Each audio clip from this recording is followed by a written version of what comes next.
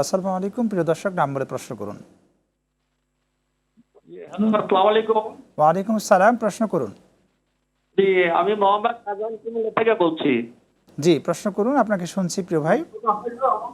যে আমার একজন ফ্যামিলি সদস্য, তার 10 ভরি স্বর্ণ আছে, কিন্তু তার লোন আছে, তার প্রায় 3 কোটি।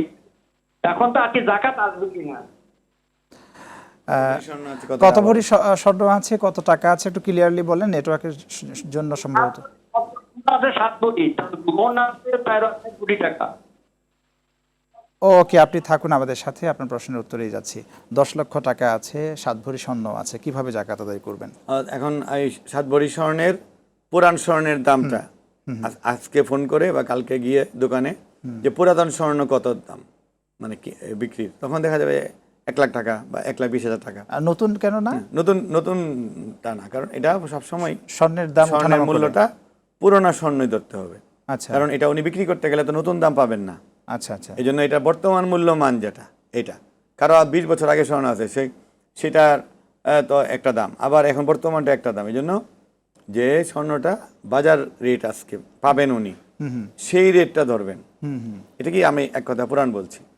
তা আজকে বাজার রেটে আপনার এই 7 ভরি স্বর্ণের দাম কত কাগজে লিখবেন, আর 10 লাখ টাকা এর মধ্যে যোগ করে টোটাল টাকা যত আসবে সেই টাকা 2.5 ভাগ আলাদা করে রাখবেন, পরে দিতে হবে। এতে করে ওস্তাদ সম্পত্তি আর একটু ক্লিয়ার হয়ে যায় যে স্বর্ণটা যেটা 7.5 ভরি যে স্বর্ণটা, যদি 1 ভরি স্বর্ণের দাম 1 লক্ষ টাকা হয়, তাহলে 7 ভরি স্বর্ণের দাম 7 লক্ষ টাকা হচ্ছে। তাহলে 7.5 তো 7.5 লক্ষ টাকা হচ্ছে। 7.5 লক্ষ টাকা থেকে 2.5% সে জাকাত দিবে, এরকমটা। তাহলে 10 লক্ষ টাকা কিভাবে ডিস্ট্রিবিউশন করবে? 10 লক্ষ টাকা ওইটার মূল্যের সাথে এটা যোগ করবে, তাহলে 17 লাখ টাকা হইলো তার। 10 লাখ টাকাও তো আছে তার মালিকানায়, সেটা মিলে সব তো টাকা হয়ে যাবে। তখন হিসাবের সময় সব টাকা হয়ে যাবে। স্বর্ণটা হলো মানদণ্ড, কিন্তু স্বর্ণটা দিতে হবে না তো। আচ্ছা, স্বর্ণের পরিমাণ তার যদি 7.5 ভরি স্বর্ণ না থাকতো, শুধু 7 ভরি স্বর্ণ থাকতো, আর কোনো টাকা না থাকতো, জি জি ব্যবসা পুরো না থাকতো, এবছর জাকাত দেওয়া লাগতো না। জি, আমরা বুঝতে যোগ পারছি। করতে হবে, এটা যোগ করতে হবে। যে আলোচনায় আমরা ছিলাম যে তাকওয়ার গুরুত্ব ও তাৎপর্য, তাকওয়া নিয়ে আপনি আলোচনায় ছিলেন। আপনি বলার সময় বলছিলেন যে আজকের সমাজে তাকওয়া একটা হচ্ছে কথা বলার সময়ও আমাদেরকে সত্য কথা বলতে হবে, মিথ্যা কথা বলা যাবে না, মিথ্যা পরিহার করতে হবে।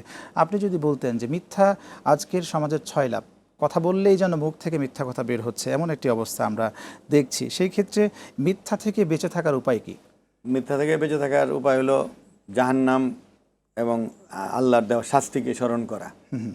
কারণ আল্লাহ রসুল সাল্লাল্লাহু আলাইহি সাল্লাম মেরাজের ভ্রমণে গিয়ে ওই মিথ্যাবাদীর জিহ্বা আগুনের কেচি দিয়ে কাটা হচ্ছে তিনি দেখেছেন। মিথ্যাবাদীর মুখের মধ্যে সাপ ঢুকিয়ে দেওয়া হচ্ছে, তিনি এগুলি দেখে এসেছেন। এগুলি হলো প্রতীকী শাস্তি। তো মিথ্যা হলো উম্মুল কাবায়ের, সবচেয়ে বড় কবিরা গুনাহ। মিথ্যা হলো হাজারো অপরাধের মূল। এবং মিথ্যা এটি ব্যক্তি, পরিবার, সমাজ, সংঘ, সংস্থা, প্রশাসন, সরকার, রাষ্ট্র সব ধ্বংস করে দেয়। আমাদের সমাজে যত সমস্যা 80% মূল কারণ হলো মিথ্যা। আপনি যদি দেখেন যে ওয়াদা দিয়েছে, ওয়াদা রক্ষা করেনি, মিথ্যা। খাদ্যে ভেজাল, এটার মধ্যে মিথ্যা আছে। মজুদদারি মিথ্যা আছে। তারপরে পণ্য খালাসে মিথ্যা আছে। তারপরে আপনার অতিরিক্ত লাভ, এখানে মিথ্যা আছে। তারপরে মানুষকে বলছে যে এটা দেশি, এটা বিদেশি, এগুলো মিথ্যা। এইভাবে একেবারে একজন রিক্সা চালক থেকে নিয়ে একেবারে সরকার বা সমাজের সবচেয়ে বড় ব্যক্তিটাও মিথ্যা থেকে তওবা করে মুক্ত হইতে হবে। যখন অধিকাংশ মানুষ সত্য কথা বলবে, তখন মানুষের পরস্পরের আস্থা তৈরি হবে, তখন জবাবদিহিতা সহজ হবে, তখন কাজের মধ্যে স্বচ্ছতা আসবে এবং আল্লাহ তাআলার পক্ষ থেকে বারাকা আসবে। এই জন্য ওই যে 8টি কবিরা গুনাহ যে মারাত্মক মুহলিকাত, এর মধ্যে একটা হলো মিথ্যা। মিথ্যা কথা। এই মিথ্যা থেকে বাঁচাটা জরুরি।